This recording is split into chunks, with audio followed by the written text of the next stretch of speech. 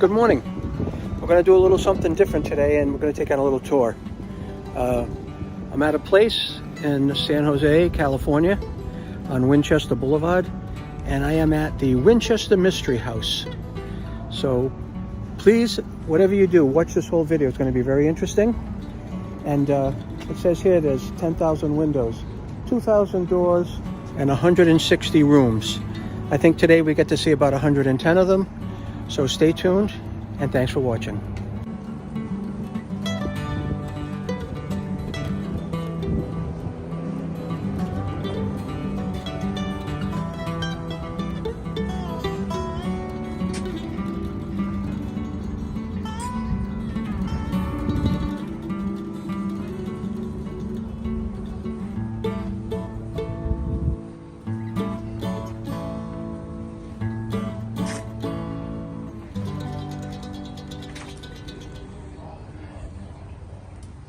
There's a little bit about the house. I'll let you read it.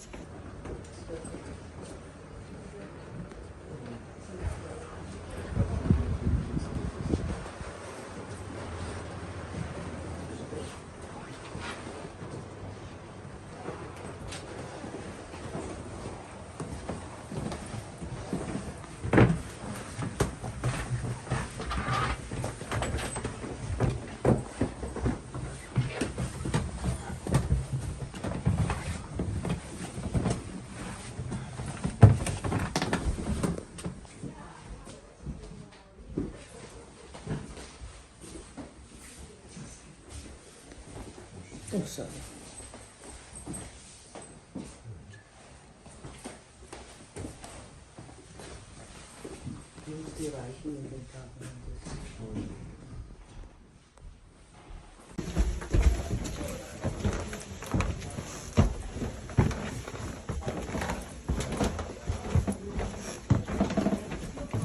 Christian Hilda? Ceiling.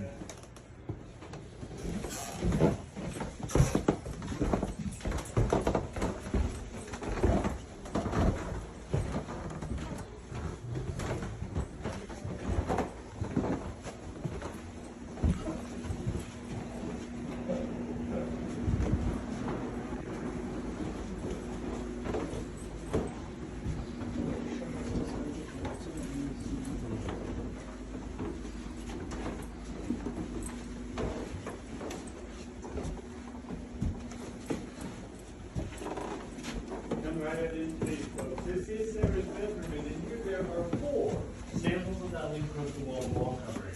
There's one pattern on the wall, so once again, thank you for not leaning against or touching any walls as we go through our house. A second pattern up in the alcove and 2 more patterns in the ceiling. Now you learned a little about Sarah downstairs, but let me tell you a little bit more about Sarah Lockwood Pardee Winchester. She had 4 sisters and 1 brother. She was very well educated, speaking 4 languages, and she played the piano, the organ, and the violin. In 1862, at the height of the Civil War, she married William Wirt Winchester.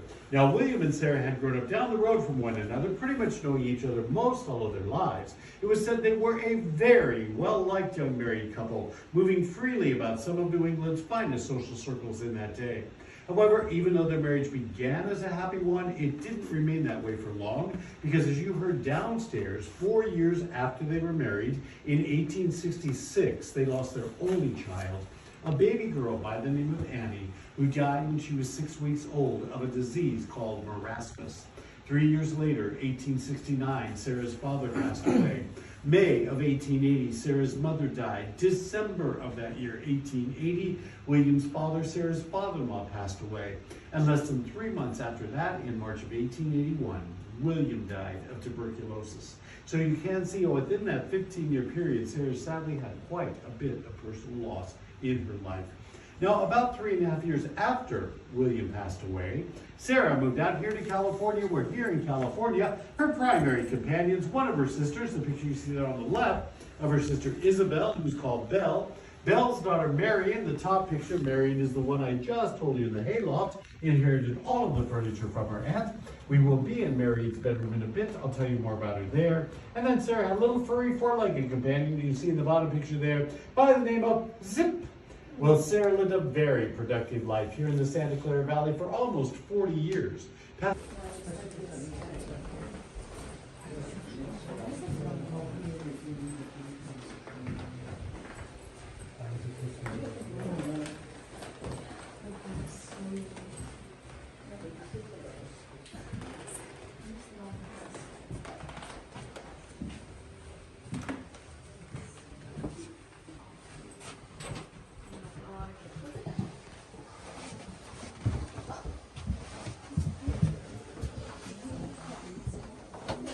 Oh, look at that. There's nothing there.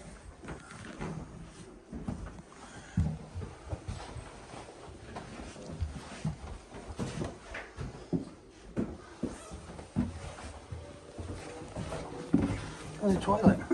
Come right on into these folks. I do need the last person in the room.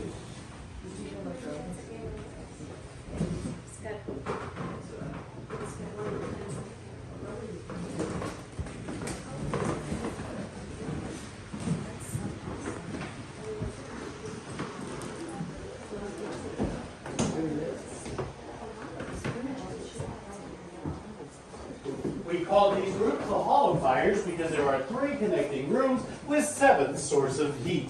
There are 4 fireplaces, a coal fireplace in the first room, a gas fireplace here in this room, and a coal and a gas fireplace down in the last room. 3 hot air registers, one at the bottom of the window in the first room, a second in the corner of the floor of this room.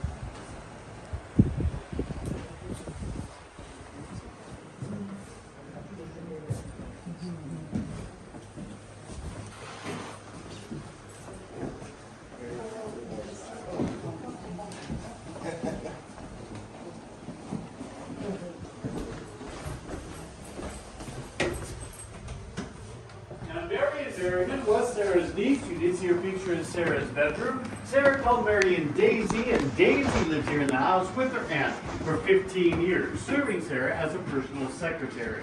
This was Daisy's bedroom, and you see it has a definite Asian flair to the decor in the room. The wallpaper on the top of the walls in both rooms was hand-painted in Japan. It is original. The bamboo around the fireplace in the corner of this room, as well as the fireplace in the other room, also was imported from Japan.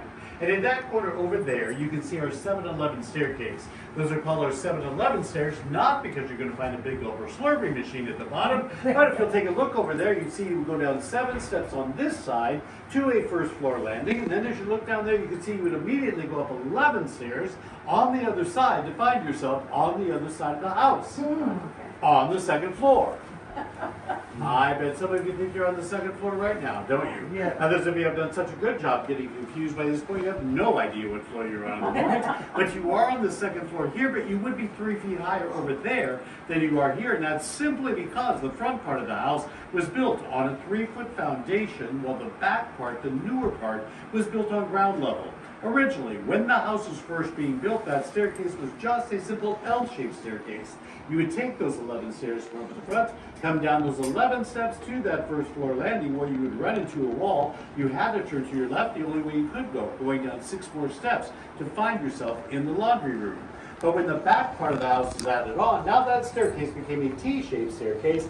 Now you have a choice. You can still take those 11 stairs from up the front, come down 11 steps to that landing, turn to your left, go down 6 steps into the laundry room, or from back in this part of the house, you take these 7 stairs, go down 7 steps, turn to your right, go down 6 more steps, for a total of 13. a little slow, but exactly right. Sound confusing? Well, let me make it simpler for you. You just have to remember that from the laundry room downstairs, you simply had to go up, to go up, to go up.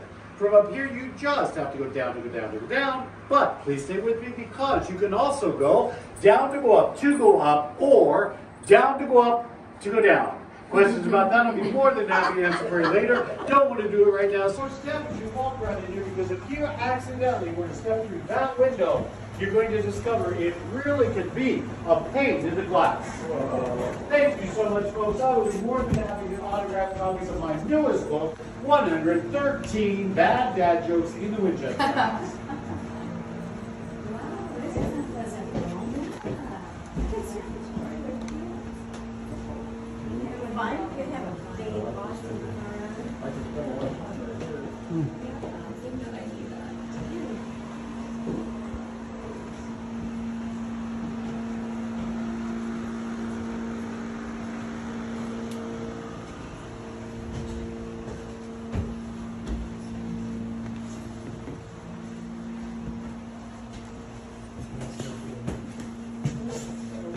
By climbing those stairs, you just made up that 3-foot difference, and you are now in the front part of the house. But all these beautiful lightwood cabinets and drawers you see here in this room used to hold bolts and bolts of fabric and other linens, and we are conveniently located directly above the laundry room because right up there is the other side of that 7-Eleven staircase, where we'd only have to go down those 11 steps, turn to our left, 6 more steps, we'd find ourselves in the laundry room. Once again, folks, please do not lean against anything as we go through our house here. But would any of you like to take a guess as to what type of wood all of these beautiful lightwood cabinets and drawers are made out of here in this room? And there's no penalty for a wrong answer. So if you have never visited our house before, I know some of you have, but if you've never been to our house, would you like to take a guess, please? Maple? Sir, you're never from Rhode Island, right? So that's awesome. You've never been here. It's amazing. It's wonderful. It's wrong, but it was. But you tried. We have a lot of people here in our house. I'll pointing something out, but not in this room. Do we have a second guess? Oak. We have a lot of oak in our house, but not in this room either. Thank you for playing. You're at the south end of the California Redwood Empire. Redwood is extremely durable, termite resistant, has a slight fire retardancy to it, and most of our house is built out of redwood. Although, as many of you probably know, redwood is a dark color wood. There are no windows here in the linen room. So when Sarah's worker installed all of the redwood cabinets and drawers here in this room, she said they're entirely too dark for a windowless room. So she simply had her workers paint over everything with a light color paint taking slightly darker color paint using a feather and a technique that's called graining and painted wood grain on absolutely everything that has nothing at all to do with the grain of the redwood beneath all this paint. Along some of the edges of these cabinets, though, you can see where the paint is. Window on your left. And as we continue on, you are seeing all of the beautiful redwood in its natural color.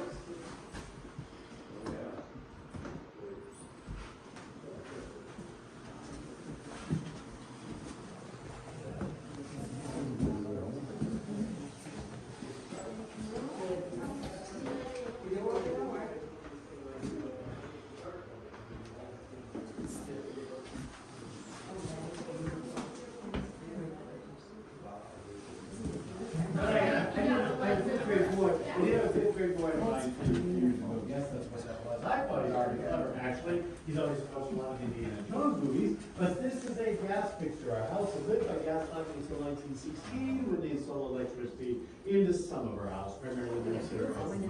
Falling under the daisy bedroom, please, folks. Look at the beautiful windows in here. It's gorgeous.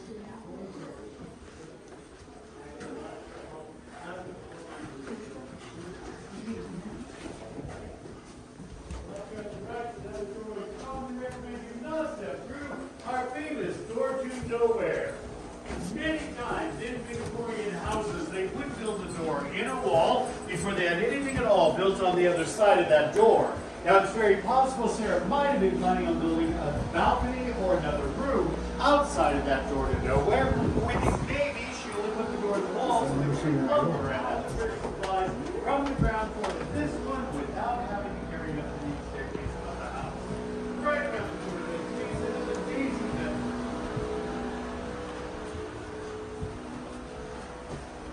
Original plaster.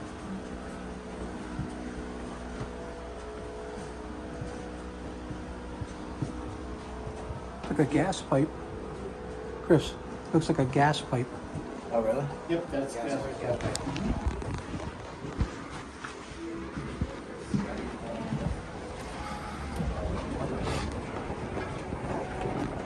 Now we call this room the daisy bedroom because of all the beautiful stained glass you see in here that are full of daisies. This was Sarah's original bedroom. Behind me you see two pictures showing what our house looked like around the turn of the century when we had a 7-story tower in it.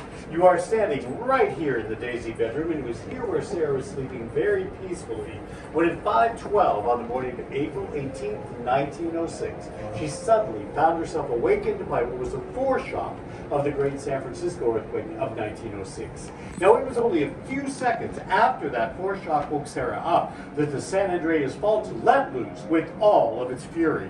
And in what would turn out to be the second worst natural disaster in our nation's history to date, that earthquake registered approximately 7.9 on the Richter scale, having a death toll of 3,000 people and over 400,000 people left homeless from that earthquake. Lasting between 45 and 60 seconds, that earthquake caused a fireplace in the corner to collapse the basement below, which then caused the wall behind me to shift, pinning that bedroom door shut. Sarah was literally trapped in her bedroom for hours before workers could find her and release her. Once Sarah was able to get out of her bedroom, she was so terrified by what had happened that she simply left the mansion. She went and stayed on a houseboat that she owned outside of Burlingame on the San Francisco Bay. Now, the legend says that Sarah took that earthquake as a warning from the spirits that she had spent entirely too much money on the front part of the house. Now, it's said that altogether Sarah spent $5.5 million in her day on the entire house, and I'll let you do the math to figure out what that might be equal to today. And while I guess that could have been a reason for that earthquake, personally I believe she simply realized the damage was so great to the front of the house, the first part she built, the most elegant part, that it could never be restored. Whatever the case, she simply had the front 30 rooms of her mansion boarded up. It remained boarded up until after her death, which is why you've just been seeing all this earthquake damage as you were walking around the front part of the house. All of the rooms on the first floor that were part of those 30 boarded up rooms have since been restored, as you'll see when we get down there. And on the mantle you see a picture, and in the picture you see the top of the tower, obviously sitting much lower and leaning at a very precarious angle. While Sarah was staying on her houseboat, her workers removed the tower, all of the 5th and most of the 4th floor of our house, giving us the current height we now have. And from here, we're heading to the 3rd floor, but as you climb the stairs behind me, first of all, please readjust your step from those easy riser stairs, but also as you climb these stairs, would you please look in the front corners of all the stairs where you'll see little brass triangles. See if you can guess what those brass triangles were used for. At the top of these stairs, you will see another set of stairs to nowhere. Please watch your step and follow me to the 3rd floor.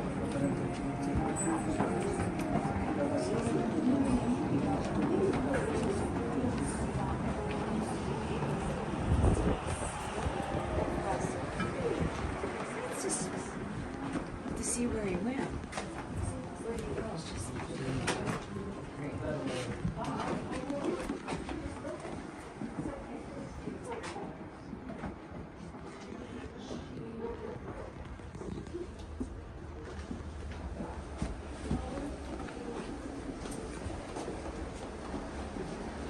This is original earthquake damage. This is original earthquake damage from back then. Yeah. Wow.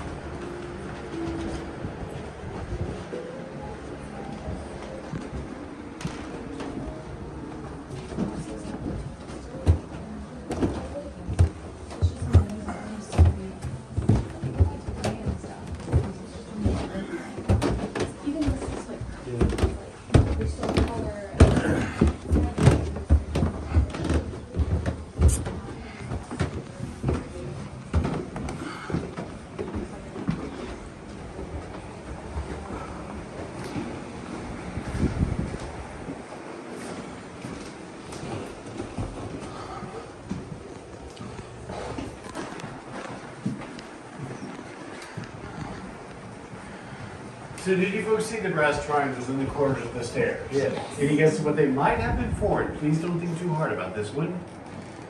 Makes it easier to clean. There you go. No sharp corners for dust to get trapped in. That's all. You may also notice how the walls and ceilings have changed up here, just between the 1st and 2nd floor. And here, no more that encrusted wall covering, plain beadboard out in the hall, always narrow ceilings, lower plain stucco plaster in here, and that's because the 3rd floor was primarily bedrooms for single women workers. Single men lived in bunkhouses around the property, and any married employees Sarah had, she provided them with a house. In Sarah's peak days, she had anywhere between 40 and 50 full-time workers living here, working for her year-round.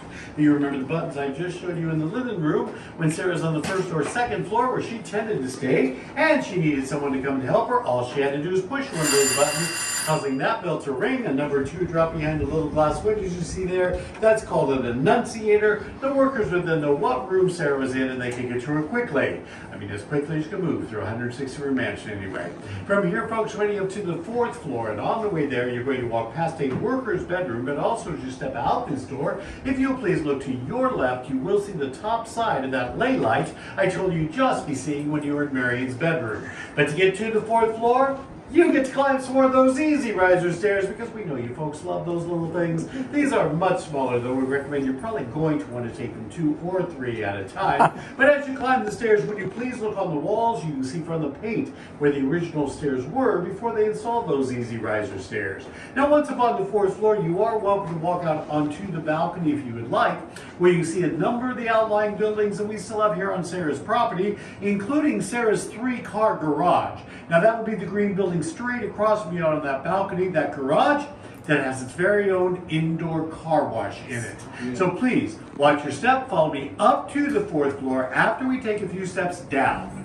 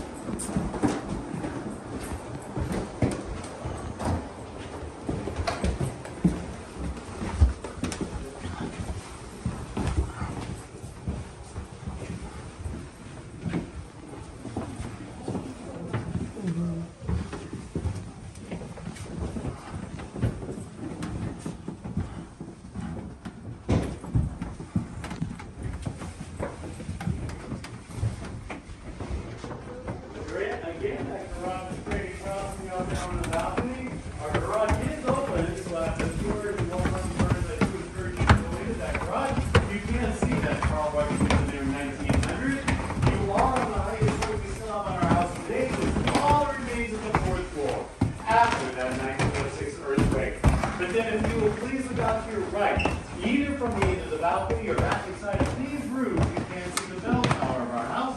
That's the bell neighbors try to do ringing every night at midnight. You get at 2 a.m., supposedly to summon and release spirits. The very same bell that was rung every day at noon and 5 o'clock, calling workers into lunch and dinner. But that back in this room, in the corner of the room, you can see a chimney. Perhaps you notice something rather unusual about the chimney standing there in the corner. You would see what it is. So we look in the right direction. The chimney here in the corner of the room, folks. This guy? Let's board it up. Well, not board it up, but whatever this is. It doesn't go out through the roof. Therefore, the one fireplace attached to that chimney on the floor beneath is here is totally useless.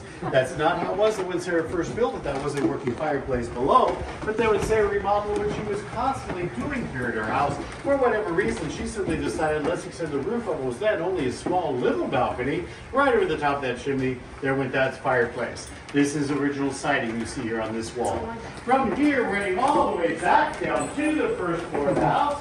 On the way down, you're going to walk past another worker's bedroom and bathroom. But then I do need to ask you that as we go from the third to second floor, if you need to use the handrail on the stairs, please use the handrail that you will see on your right. The banister on your left is original wood. Also, you guessed maple earlier. That banister on the left is made out of one piece of bird's eye maple. Plus, the left banister is made specifically for Sarah, which means for most of us, it's going to be too short anyway. Which is exactly what this door is outside here, folks, so please watch your head. Okay.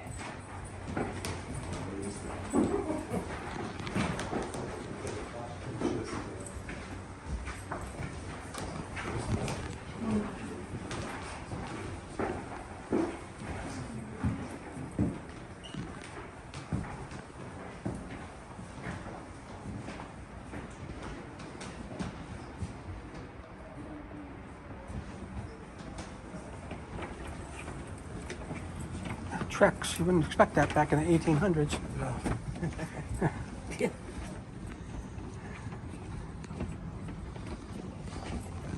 What's your head? Phone's here.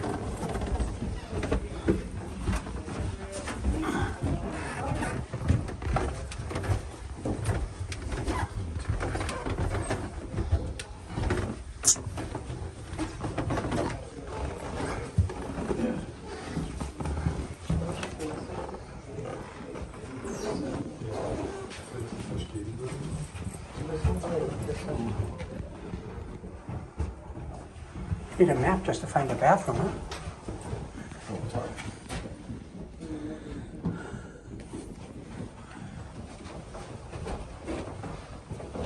At number 13 is a very significant number in the practice of spiritualism. Whoa. One reason we are pretty sure that Sarah practiced spiritualism is because of all the 13s we found here in your house, including the number of stairs in your next door. So please watch your step.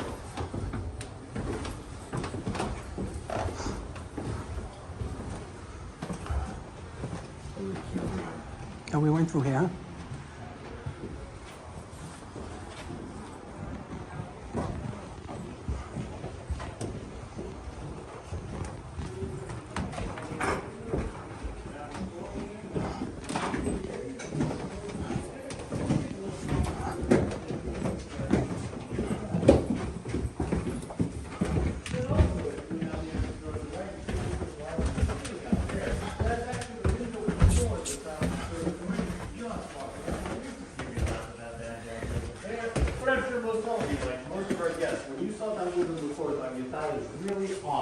Why would you put a window in the floor of a room? A couple reasons actually. First of all, this breezeway outside here is not very well lit, so they put the window on the floor with the skylight directly above it, which then helped provide light down to that gloomy breezeway. And then Sarah intentionally poured concrete all over the first floor of her house because she knew it would keep the first floor cooler, and you can tell it definitely does. So in the summertime, they could open that window in the floor, letting the cool air from all of this concrete, as well as from the largest of our two basements right outside here, help go off out of her floor.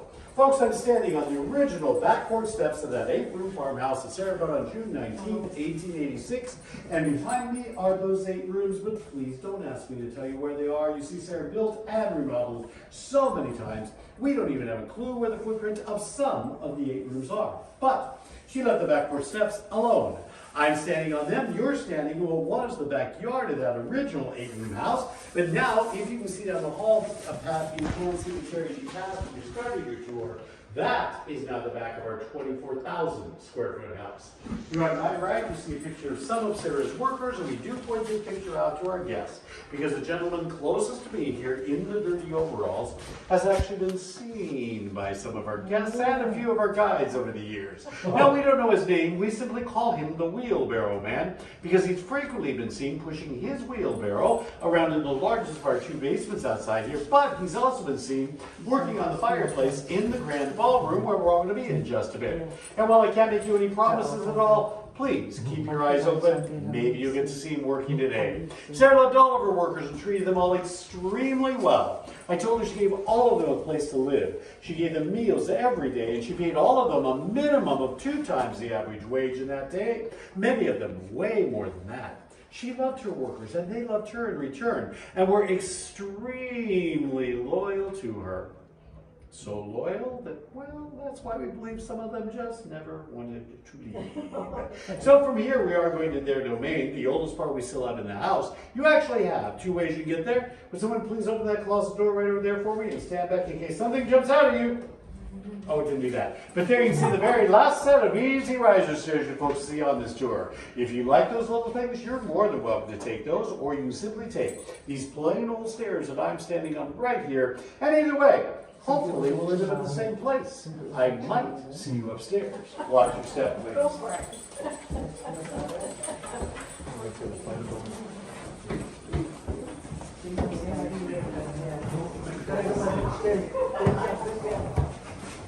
These come to right over the inside of these 2 sinks here.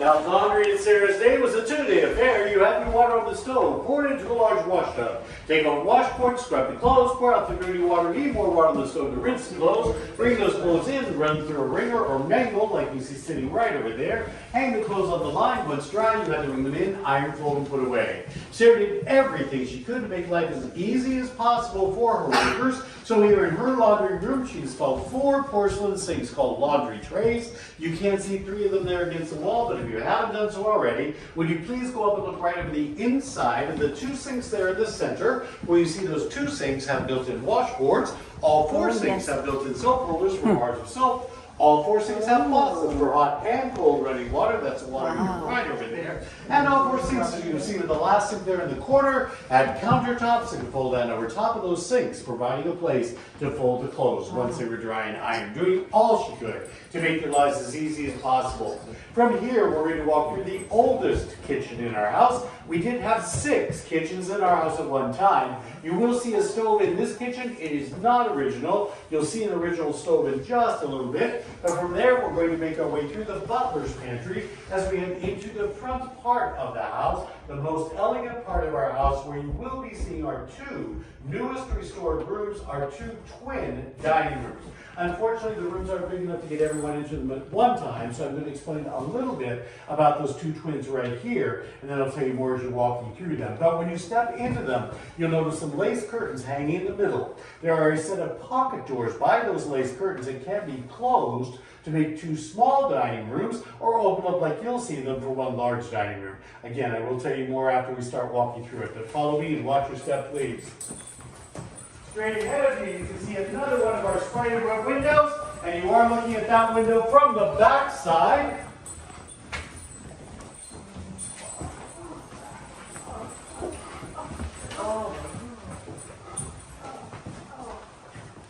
As you walk through the butler's pantry, you can probably tell how the counters on either side of that sink slope gently back into the sink, and they have grooves on them. All of the sinks in all of our kitchens are made this way. They're called drain boards. That way water would easily run back into the sinks and not pool on the countertops, making them easier to keep clean. The same concept that is still used in commercial kitchens today, where they have the stainless steel counters that slope back down into their sinks.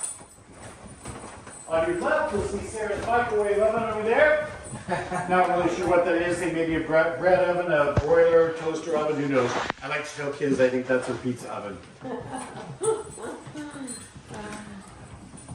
As you come into our newest restored room, though, you will see a picture on the poster showing what the room you're coming into looked like before we started our restoration.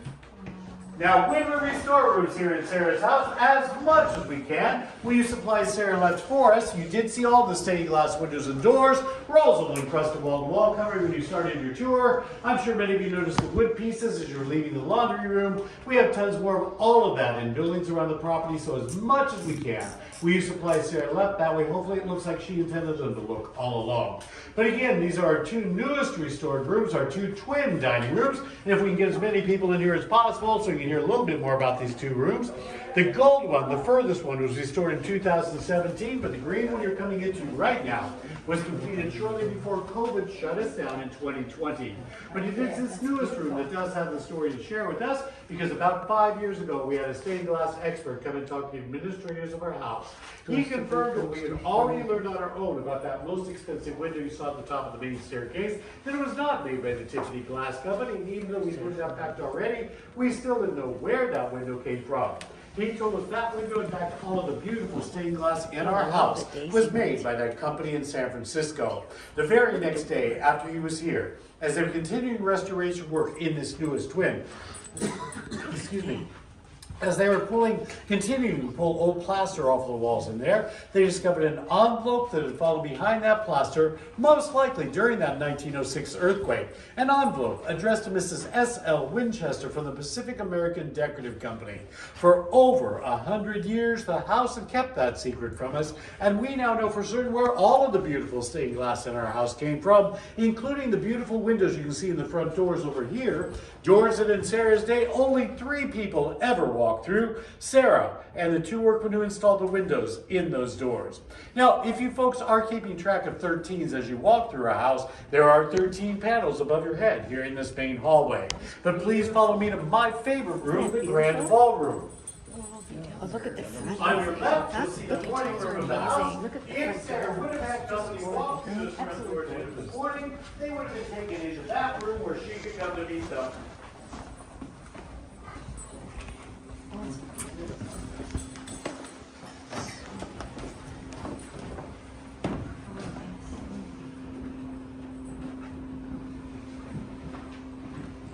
Now, an average house in the Santa Clara Valley in Sarah's day cost $2,700 to buy. This room, the Grand Ballroom, cost Sarah $9,000 alone, more than 3 times an average house in its day. It's also the only room in Sarah's house where she employed an outside architect. The rest of the house, she simply told her workers what she wanted them to build. They built it for her. Go ahead and move all the way in, folks. We're going to be in this room for just a little bit. There's plenty of room for all of you to see this beautiful room.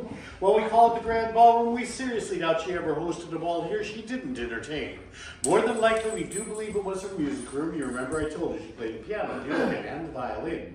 The high ceiling in this room, the curved wall behind that organ, would have aided with the acoustics of those instruments. And as you look at the high ceiling, you can see it's made up of 9 very large panels, but the 8 large panels around the outside are all made up of smaller panels, which you can take time to count if you would like, or simply know there are 13 small panels in each of the 8 large ones.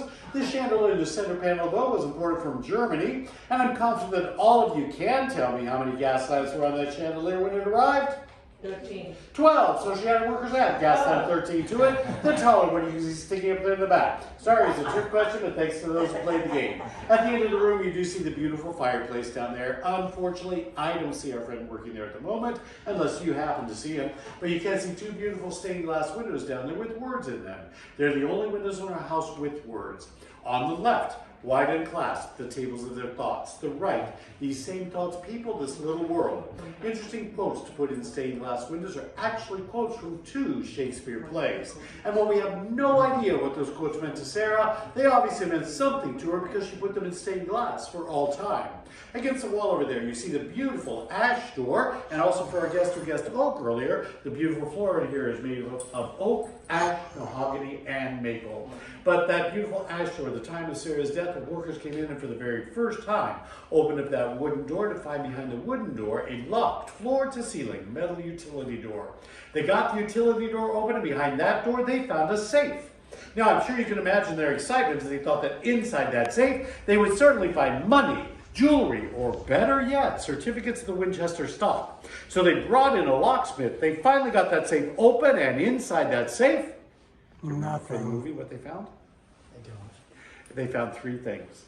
They found a lock of Annie's hair and the two obituaries of Annie and William's death, showing in spite of Sarah's vast wealth, what she valued more than anything else in this world. So folks, with that very touching story, would you please take a moment to wipe that tear from your eye? In fact, let me see if I might not be able to lighten them just a bit, because I don't want you to trip over your tears as we walk back downstairs. I did tell you none of the furniture in the house is original to Sarah. That does include the beautiful organ you see against the wall over there. Sarah did play the organ, but that is not her original instrument. But would anyone like to know where that instrument came from? Yes. Oh, I'm so glad you asked, ma'am, because I don't know how to tell my guesses, but since you asked me, I'm polite, so I'm going to answer your question. That organ was given to us several years ago by a very generous organ donor. Oh, very much. She asked me, I had to answer. So there, I heard it. This one, okay. So I have some of you came across. Was your first one? I think so.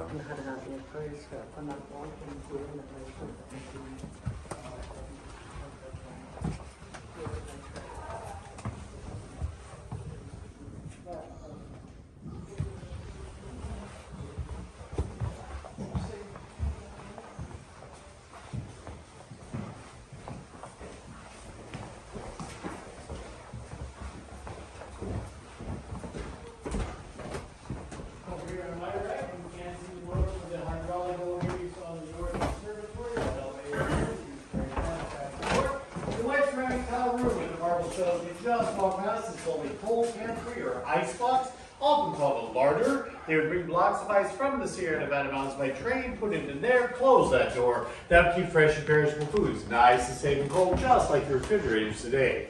Now there is a post here in this room, and you usually don't see posts standing inside of houses, but beside the fact that post is standing here inside of the house, can anyone see anything else unusual about the post standing there?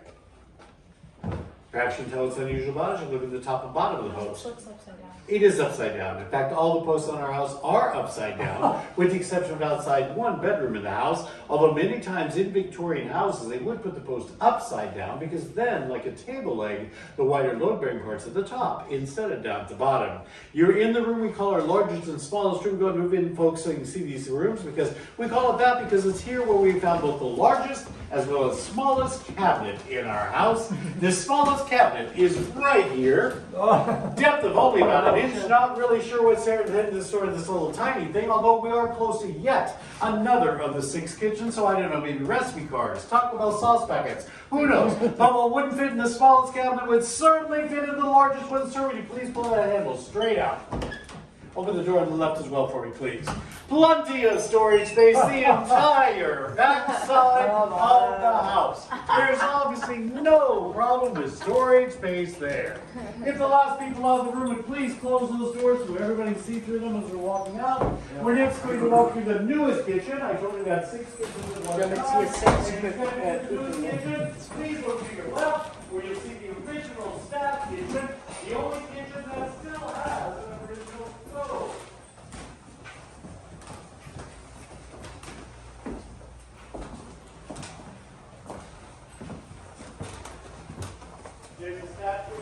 Hanging in there, okay? That is the only original stove we still have in our house. The tank you see on the back of that stove, though, is actually the water heater for that kitchen. But also, this back kitchen on your left does have significance to your tour. Because remember, when you were in the seance room, I encourage you not to step through door number 2. Because had you stepped through door number 2, you would have found yourself landing in the sink that's right on the other side of that window there. After you get past this open wood, you can look in there and see that flickering light in the seance room. These sliding doors here are called a pass-through. We'll talk about what they're used for when we get at our last stop. Remember the Hall of Fires, I told you all of the sinks made by that company came with 13 little holes.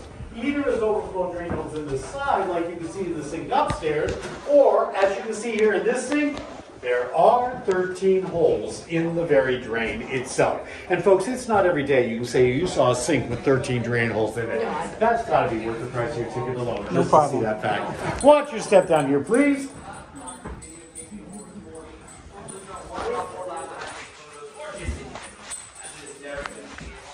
On your right, you'll see the doors to the smallest of our 2 basements, but you can also see an eagle sitting there. That eagle was found still in a crate after Sarah died, and while we don't know exactly what Sarah wanted to use that eagle for, we do have a guess. Let's see if you might have a similar guess once you look on the back of the eagle. Any guesses? I think I heard it back there. I thought I heard somebody say Some kind of hoist? Hold a flagpole, we think. Thank you for not saying she's going to Oh, hang flagpole. it. I have to remind guests. All those things made by that company came with 13 little holes. Either as overflow drain holes in the side, like you can see in the sink upstairs, or as you can see here in this sink, there are 13 holes in the very drain itself. And folks, it's not every day you can say you saw a sink with 13 drain holes in it.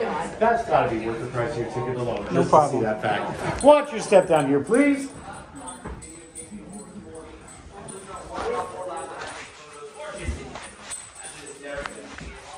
On your right, you'll see the doors to the smallest of our 2 basements, but you can also see an eagle sitting there. That eagle was found still in a crate after Sarah died, and while we don't know exactly what Sarah wanted to use that eagle for, we do have a guess. Let's see if you might have a similar guess once you look on the back of the eagle. Any guesses? I think I heard it back there. I thought I heard somebody say Some kind of hoist? Hold a flagpole, we think. Thank you for not saying she's going to Oh, hang flagpole. it. I have to remind guests that solid concrete that make one extremely heavy Christmas ornament. Flagpole, whoops. I don't know if you can put it. Oh my goodness. There's something purple on the bottom of the house. Something smelling.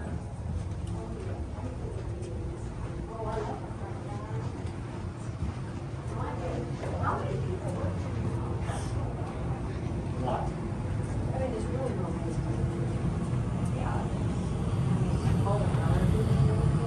You're coming into the Venetian dining room, and this is where Sarah ate all of her meals after that 1906 earthquake. Called the Venetian dining room because it has influence of Venice, Italy. The low dark wood ceiling, ornate woodwork, zinc channel glass, and that's Italian marble in the fireplace at the end of the room. Down here at this end, you see costumes that were worn in the Winchester movie that came out a little over 6 years ago. To the right of that fireplace down there, though, is that passage we just walked by as we walked through the newest kitchen.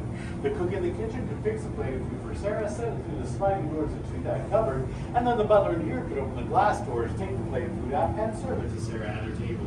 Folks, you've now seen approximately 110 out of 160 rooms in Sarah Winchester's very beautiful, although slightly unusual Victorian house. House with 10,000 windows, 2,000 doors, 52 skylights, 47 fireplaces, 40 staircases, 40 bedrooms, 13 bathrooms, 6 kitchens, 3 elevators, 2 basements, and one shower in the 13th bathroom. Well, it has definitely been my pleasure to show you those rooms today. While I can't answer all the questions as to why Sarah built things the way she did here, we do know she was very talented and creative, but above all, she was extremely generous. And as you folks leave here in just a moment, you're going to walk through this door right over here with the glass exit sign in it. That will be taking you directly into our gift shop, just like at Disneyland. But then we do encourage you to head back around outside, enjoy the gardens, see if you can find that one bedroom outside that does have the right signpost on it. I will give you a hint. It's on this side, on the second floor, near the front of the house, and you were in that bedroom just a while ago. Walking around that and go into that garage where you can see that car wash she put in there in 1900. But folks, it has definitely been my pleasure to show you Sarah's house today. Thank you so much for coming. Enjoy the rest of your time here at the Winchester House. Thank you so much. Thank you so much. Thank you so much. Yeah, very good. This is the front of the house.